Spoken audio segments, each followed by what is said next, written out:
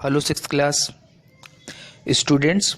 We were studying the chapter 7th, that is growth of new ideas. In this chapter, there are two important religions. First is Buddhism and second is Jainism. So, today's lecture we are covering Jainism, which is the second part. So, Jain अगर हम लोग देखें तो जो Jainism है इसमें जो इनके टीचर होते थे, ग्रेट टीचर्स, उनको तीर्थंकर्स कहते हैं। और जैनिज्म में टोटल 24 तीर्थंकर्स है, जिनमें से सबसे लास्ट जो तीर्थंकर है, ग्रेट जो टीचर है, वो वर्धमान महावीरा है। और फर्स्ट जो तीर्थंकर्स थे वो ऋषभदेवा। जैनिज्म में ये जो डिफरेंट तीर्थंकर्स है, इन्हीं की जो टीचिंग है उसी पे ये बेस्ड है। जो सबसे लास्ट फोर्थ जो है तीर्थंकर महावीरा का जो बोर्न है वो कुंडग्राम, ये नियर वैशाली मीन्स अभी एट प्रेजेंट बिहार के अंदर है। और उनके फादर जो है वो हेड ऑफ जो है जनातिका क्लेन, इस कुल के वो हेड थे। और उनकी जो मदर थी वो लिच्छवीज प्रिंसेस, यानी जो लिच्छवी जो क्लेन है उसकी वो प्रिंसेस थी। इन्होंने जो है क्विस्ट फॉर ट्रुथ, इन्होंने सच्चाई की खोज कैसे की, जैसे जो है लॉर्ड बुद्धा ने की थी। इन्होंने भी 30 के एज पे अपना जो हाउस है वो लेफ्ट कर दिया और 12 इयर्स तक ये प्लेस टू प्लेस जो है उन्होंने नॉलेज को, ट्रूथ को सर्च किया। इस दौरान उन्होंने वहाँ पर मेडिटेटिंग की, ध्यान केंद्रित किया और आखिर जाके उनको जो है वो जो ट्रूथ है वो रियलाइज़ हुआ। और जिस दिन उनको ट्रूथ मिल गया, उनको वो जो नॉलेज मिल गई, और इसी के साथ में उन्होंने जो है मिजरी और हैप्पीनेस इस पे काबू कर लिया, इसको जीत लिया। और इस टाइम से ही उनको जिना वर्ड यूज़ किया गया। जिना का मतलब होता है ग्रेट कॉन्कवर, मीन्स जो है महान विजेता। और इन जिना से ही वर्ड बना है, इन्हीं के जो फॉलोअर्स थे वो बन गए जैन्स। तो महावीरा ने प्लेस टू प्लेस विजिट किया, अपने जो मैसेज है, अपनी जो टीचिंग है उसको स्प्रेड आउट किया है। बाकायदा वो जो रूलर है बिंबिसार और अजातशत्रु, उनके कोर्ट में भी वो गए हैं, वहाँ पर भी उन्होंने अपने लेसन्स दिए हैं। महावीरा के जो मैक्सिमम जो लेसन्स हैं वो प्राकृत। उस समय अगर देखें तो संस्कृत काफ़ी डिफ़िकल्ट थी, प्राकृत और पाली लैंग्वेज काफ़ी इजी थी, कॉमन पर्सन की लैंग्वेज थी। इनकी अगर हम लोग टीचिंग की अगर बात करें, इन्होंने सिंपल लाइफ की बात की कि हमें सिंपल लाइफ होनी चाहिए, ज़्यादा जो लग्जरियस नहीं होनी चाहिए। और ये हमेशा जो है फालतू के जो रिलीजियस रिचुअल्स होते हैं और एनिमल जो सेक्रिफाई, इसके वो हमेशा अगेंस्ट रहे, पशु बलि के। और जो दिखावा है, जो धार्मिक दिखावा, इन्होंने कहा कि हम सब में जो है एक सोल होती है, आत्मा होती है। इसके लिए उन्होंने जो है प्रिंसिपल ऑफ नॉन इंजरी, कभी भी आप नॉन वायलेंस नहीं करो, किसी को भी हार्म नहीं करो, क्योंकि जो भी इंसेक्ट है, बर्ड्स है, प्लांट्स है, सब में एक सोल होती है। ठीक है, इवन ये तो किसी अंट और छोटे इंसेक्ट है उनकी किलिंग के भी अगेंस्ट थे।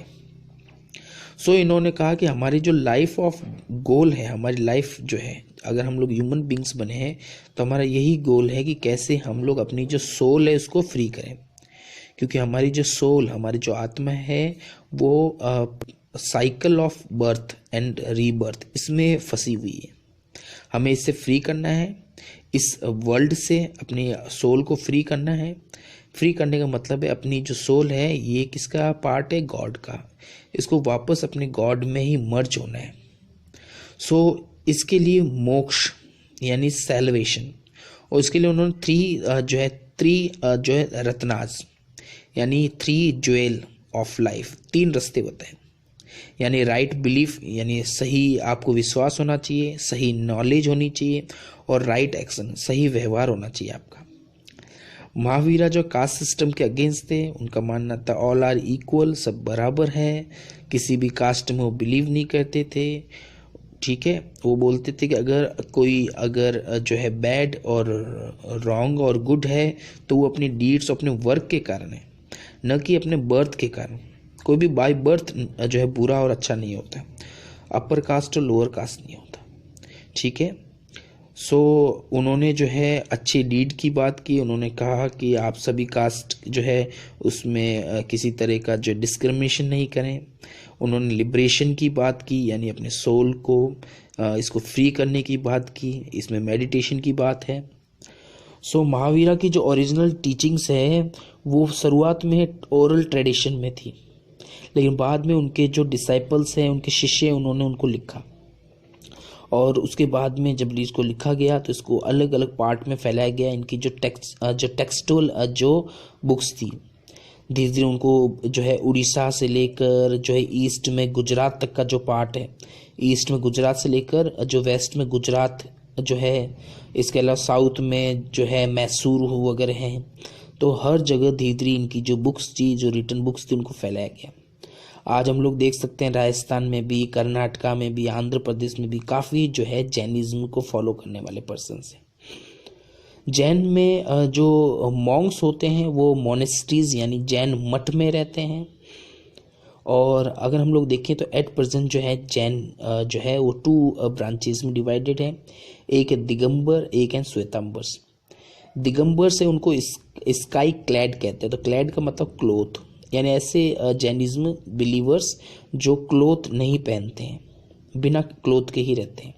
उनका मानना है कि हमें ईश्वर ने बनाया है और हमारा जो नेचुरल फॉर्म है जैसे बर्ड्स और ये यही है।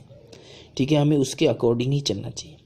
और दूसरे हैं श्वेतांबर्स, वो वाइट क्लैड यानी वाइट कपड़े पहनते हैं। ठीक है, तो ये 2 कैटेगरीज है। जैनिज्म के अलावा जो है फिर है उपनिषदास। सो ये उपनिषदास है वो हिंदुज्म से रिलेटेड है। जहाँ इस टाइम पीरियड में बौद्धिज्म और जैनिज्म जो है काफ़ी जो है वो पॉपुलर हो रहा था, ऐसे समय में हिंदुज्म में भी कई जो क्वेश्चंस जो थे और कई न्यू आइडियाज़ और टीचिंग है उनको भी रिकॉर्ड किया जा रहा था। और ये जो न्यू रिकॉर्डेड आइडियाज़ और टीचिंग है वो है उपनिषद। सो उपनिषद जो 3 वर्ड से बना है। एक तो उपा, जिसका मतलब होता है नियर, उपा, नी का मतलब होता है डाउन, एंड शेड का मतलब होता है सिट। यानी इसका मतलब होता है to sit at the feet of guru to receive the teaching.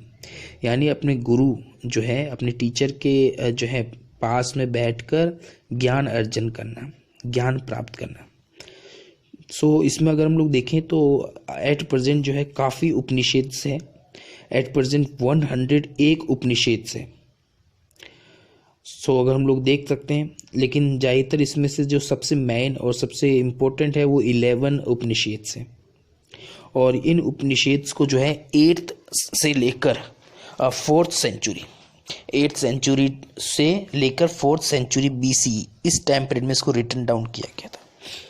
इनकी कंटेंट की बात करें तो इसमें हमें जो है बुक ऑफ फिलॉसफी, ये फिलॉसफी हमें मिलती है। हिंदू जो दर्शन है, हिंदू फिलॉसफी है, स्पिरिचुअल जो फिलॉसफी है उसके बारे में हमें इसमें पता चलता है उपनिषद में। इसमें उस समय के जो रिलीजियस टीचर और सेंट्स जो थे उनकी टीचिंग्स वगैरह इसमें इंक्लूड की गई है। अगर उपनिषद की बात करें तो ये वेदास से डिफरेंट था। और इसमें इस तरह के क्वेश्चन है जैसे कि एक आइडियल ह्यूमन कंडक्ट क्या होना चाहिए, इस वर्ल्ड का क्रिएशन कैसा हुआ है, ह्यूमन का क्रिएशन कैसे हुआ है, ये योगा जो प्रैक्टिसेस क्या है, मेडिटेशन, कर्मा जो है, ट्रुथ अबाउट जो लाइफ डेथ जो है, इस तरह की जो क्वेश्चंस है इस पे जो है डिस्कशन किया गया है, टीचिंग्स दी गई। सो मेन जो फिलॉसफी है वो इनके उपासना और भक्ति है, यानी कैसे वर्शिप और डिवोशन की जा सकती है, अपने गॉड से कनेक्ट हो सकते हैं। सो लास्ट में अगर हम देखें तो इसमें ये बताया गया है कैसे एक आत्मा यानी एक इंडिविजुअल जो सोल है वो अपने यूनिवर्सल या कॉस्मिक सोल यानी अपने ईश्वर में कैसे मर्ज होगी, समाहित होगी, उसके बारे में इसमें जो है इंस्ट्रक्शंस दिए गए हैं। Thank you.